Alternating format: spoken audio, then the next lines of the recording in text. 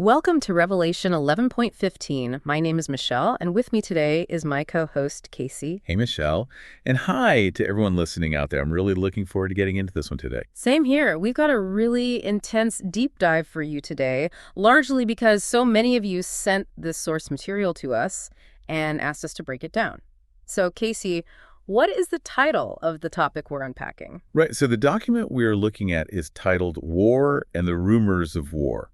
And it's essentially a theological examination of global conflict in the pre-tribulation era, specifically looking at the year 2026. Yeah, and before we jump in, we just want to lay some groundwork. We are presenting this material as educational, right? It applies to the overall focus of our show, which is Christian Protestant theology. Exactly. The belief and doctrine presented from the source material are all strictly Bible-based.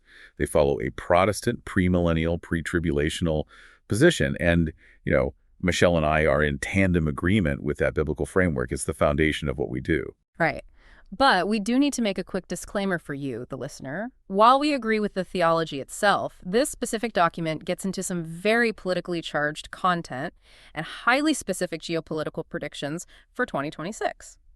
Yeah, and we're not taking political sides on any of that. Whether it's left-wing or right-wing policies mentioned in the text, we are impartially exploring the framework. We're not necessarily endorsing their specific modern-day predictions as undeniable fact. We're just analyzing how the authors apply these ideas. Exactly. It's a non-denominational look at their blueprint, free of dogma. We just want to ensure you understand this information is purely biblical in nature. Well said. So reading this document is honestly, it's like finding a geopolitical decoder ring. The authors are looking at the exact same messy, terrifying world news that you and I see every day. Right. But they process all that data through an ancient prophetic matrix. They don't see random human failure. They see a precise schedule. They really do. And the foundational biblical metaphor this text uses to explain the chaos of 2026 comes straight from Jesus in what's known as the Olivet Discourse. Right. This is when Jesus is speaking privately to his disciples on the Mount of Olives. Exactly. They ask him, what is the sign of your coming and of the end of the age?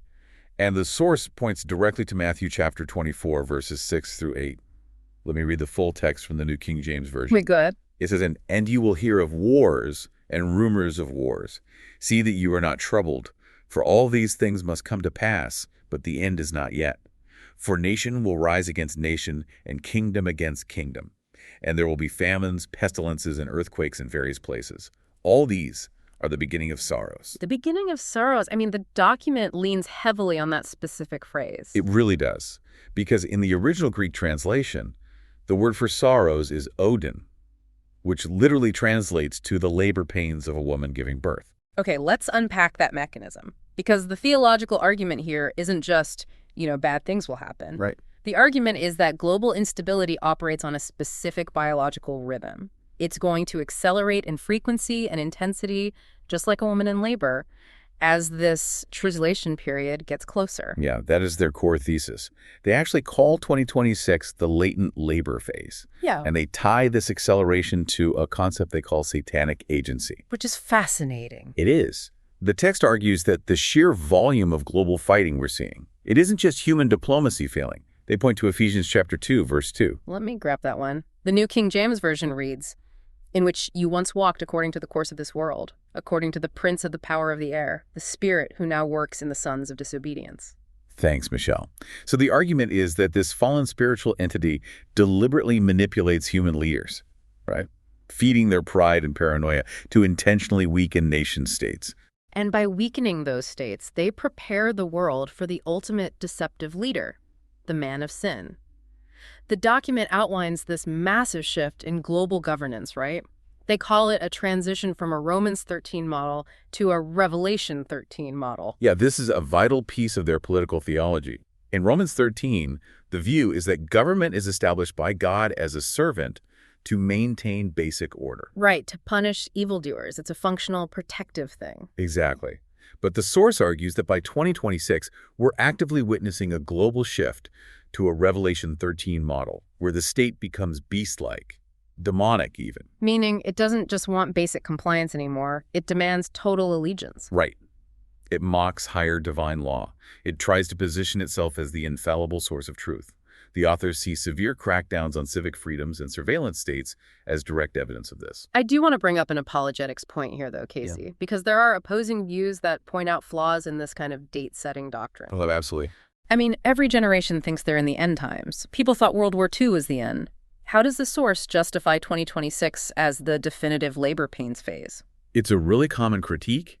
The source attempts to answer it by pointing to the convergence of events and the sheer technological control we have now that didn't exist in the 1940s. But fundamentally, they point to 2 Timothy chapter 3, verses 1 through 4. Right. The traits of human depravity. Yeah, let me read the full text. Yeah.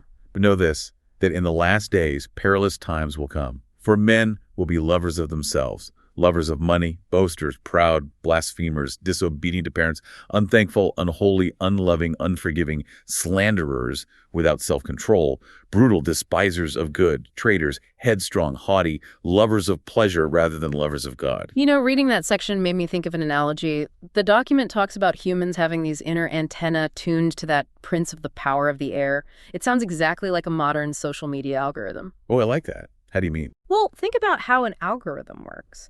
It doesn't necessarily invent the evil out of thin air. It just scans for our absolute worst impulses: outrage, tribalism, greed, and it intentionally feeds and amplifies them until they consume everything. Yeah, that makes a lot of sense. So this theology is basically saying the spiritual atmosphere of 2026 operates like a cosmic algorithm of human depravity.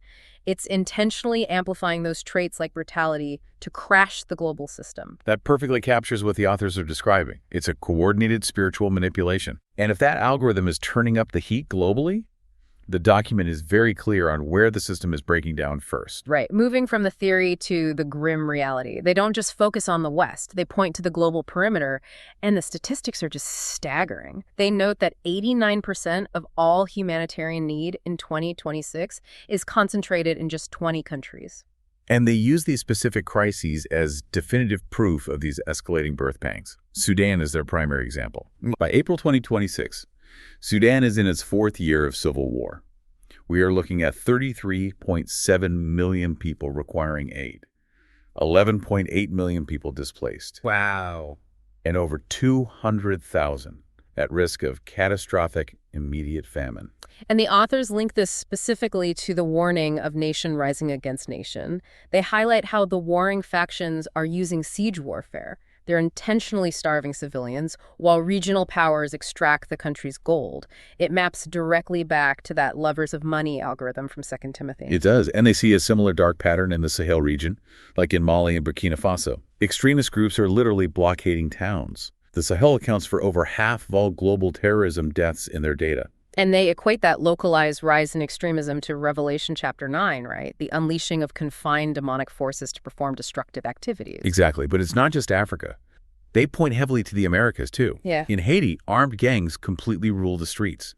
The document notes the horrifying fact that half of all gang members there are now children. Which is just heartbreaking. They see that corruption of youth as the literal fulfillment of man being brutal and unloving. And then they point to a massive U.S. military buildup near Venezuela as literal rumors of war. It's an interconnected web of global instability. But Casey, I have to ask, and again, addressing the apologetics position here, because opposing views really struggle with this.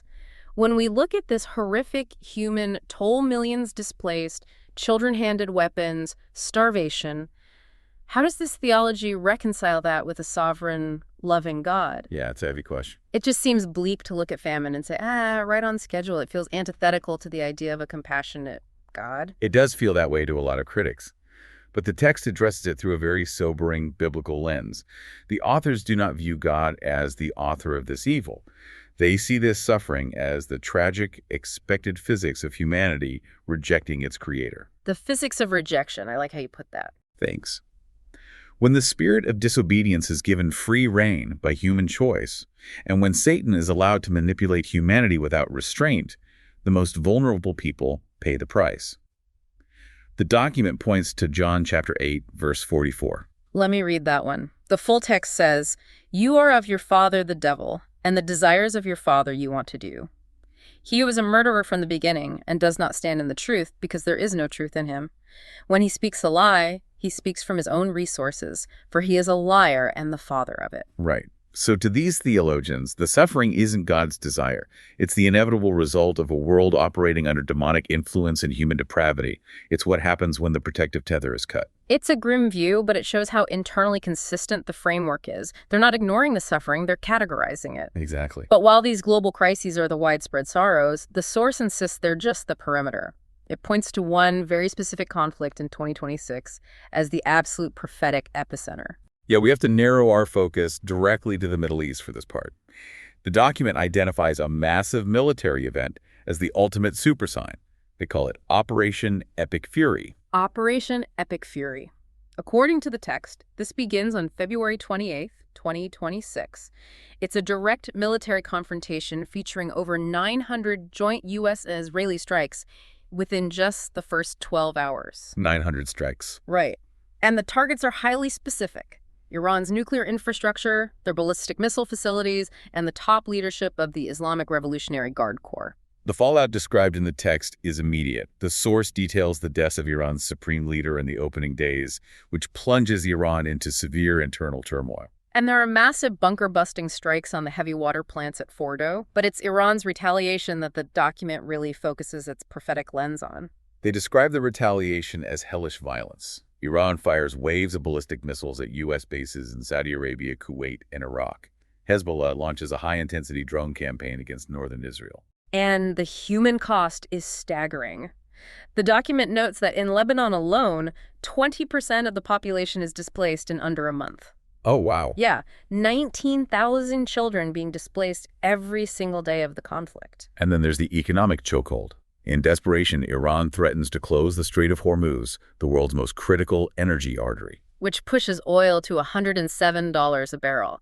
It sends global markets into a complete panic. Right, prompting an ultimatum from President Trump to Tehran to reopen the waterway or face total destruction of their energy grid. And again, to be clear, we are just reporting the document's claims impartially here. Exactly. But they link this global economic panic directly to Scripture, don't they? They do. They anchor this to Luke chapter 21, verse 25. The New King James Version says, "And there will be signs in the sun, in the moon, and in the stars, and on the earth distress of nations, with perplexity, the sea and the waves roaring." Distress of nations with perplexity. Right. To them, the sudden failure of the world's trade systems and the absolute confusion of world leaders is the exact definition of this biblical perplexity. This is where the analysis gets really fascinating for me. The document references Ezekiel chapter 38, verse 4. The New King James says, "I will turn you around, put hooks into your jaws, and lead you out, with all your army, horses and horsemen, all splendidly clothed, a great company with bucklers and shields, all of them handling swords." The hook in the jaws. Yeah. But Operation Epic Fury is a conventional military strike. It's aircraft and missiles. How does the text interpret a modern military operation as a divine setup? Well, the source views Epic Fury not as a final victory for the West, but as a strategic catalyst. The phrase hook in the jaws implies God is actively dragging Israel's enemies toward a final ill-fated invasion. So the strike is actually a trap. Exactly. The text argues that destroying Iran's nuclear sites strips away their deterrent and fuels this apocalyptic rage. It forces Iran into deeper, more desperate military alliances with Russia and Turkey just to survive. Ah, okay. The military success actually forces the creation of the alliance that prophecy says will attack Israel. Right. And that brings us to the prophetic geography section. They take ancient biblical nations and map them directly onto modern 2026 military powers. This is where ancient theology aggressively meets modern geopolitical mapping. They focus on Ezekiel 38, which prophesies a great assembly of nations attacking the mountains of Israel in the latter years. The Magog coalition. Let's run through this map because the way they assign these roles is wild. First, they have Magog, or Rosh, mapped directly to Russia as the primary military leader from the far north. Right. Then Persia is obviously Iran, acting as the central ideological driver. Then they map Kush to modern-day Sudan and Ethiopia. Which ties back to that civil war in Sudan we talked about. Exactly. The source notes that Iranian drones and Russian political influence are highly prevalent there, positioning Sudan as a provider of ground forces. Then Put is mapped to Libya, viewing it as a fractured state manipulated by extremist proxies. And finally, they map Gomer and Beth Togarmah to Turkey. The document emphasizes Turkey's strategic drift away from NATO toward the Russo-Iranian axis. All while Israel becomes increasingly isolated on the global stage, creating the perfect vacuum for this multi-nation attack. Now, Casey, putting on the apologetics hat again, opposing views look at this and see massive flaws in the doctrine. Isn't mapping an ancient, obscure tribal name like Magog directly to a modern superpower like Russia a huge interpretive leap? It is a significant interpretive leap. I mean, borders change, empires fall, populations migrate. How do they justify pinning a 2,500-year-old term to a 2026 nation state? Professional theologians and historians debate it constantly. The authors of this document justify it through reverse engineering, using directional clues and modern headlines. Ezekiel 38 describes the invader coming from the far north. If you draw a straight line north from Jerusalem, you hit Moscow. Okay, that's the geographic anchor. Right. And then they combine that with the undeniable 2026 military partnerships. Russia, acting as a patron to Iran, Turkey mediating. They believe the synergy is too perfect to be a coincidence. So they're taking today's headlines and reading them backward into the ancient text. Pretty much. So if we step back and look at this entire document, the birth pangs, the algorithm of depravity, the strikes on Iran, the Magog coalition, how does it all synthesize? What is their ultimate takeaway? The synthesis is what they call the watchman's call. To the authors, the horrific data points of 2026, 100 million people displaced, AI conflict, authoritarian control, none of it is a political accident. It is a blaring siren to the church. A siren saying what? They point to 2 Thessalonians chapter 2, verse 7. Let me read the full text. For the mystery of lawlessness is already at work. Only he who now restrains will do so until he is taken out of the way. The restrainer. Yes. Their conclusion is that the spiritual restrainer is actively stepping aside.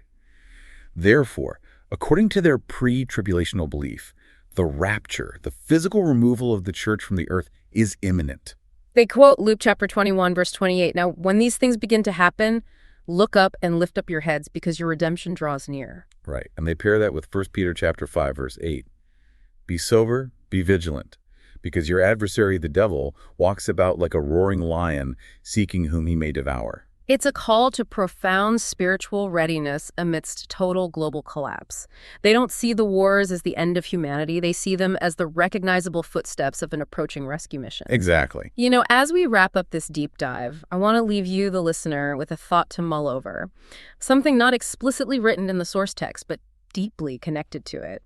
Consider the profound psychological impact of viewing the world through this kind of eschatological lens. It entirely rewires how you process reality. It does. If you truly believe that global collapse, famine, and war are preordained steps before a divine rescue mission can occur, does that make a person more apathetic to solving those crises? Right. Does it make us less likely to fight for peace if we think war is on a divine schedule? Or, paradoxically, does having that exact prophetic blueprint provide a deeply comforting sense of order and hope amidst terrifying chaos? It completely changes how you watch the evening news. It's a profound tension. Theology doesn't just stay in textbooks.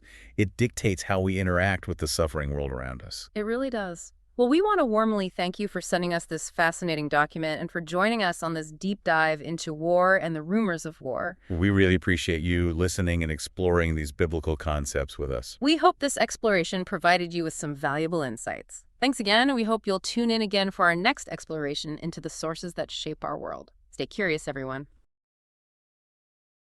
Thank you for joining us today. We hope this episode has inspired and encouraged you as you draw closer to our Lord and Savior, Jesus Christ. If you have thoughts, questions, or comments, we'd love to hear from you. You reach us via email at rev11.15media@gmail.com. We hope you're enjoying the story and learning what the Bible reveals about end times prophecy and the final battle at Armageddon. Thanks again for listening, and we'll see you next time. May God keep and protect you always.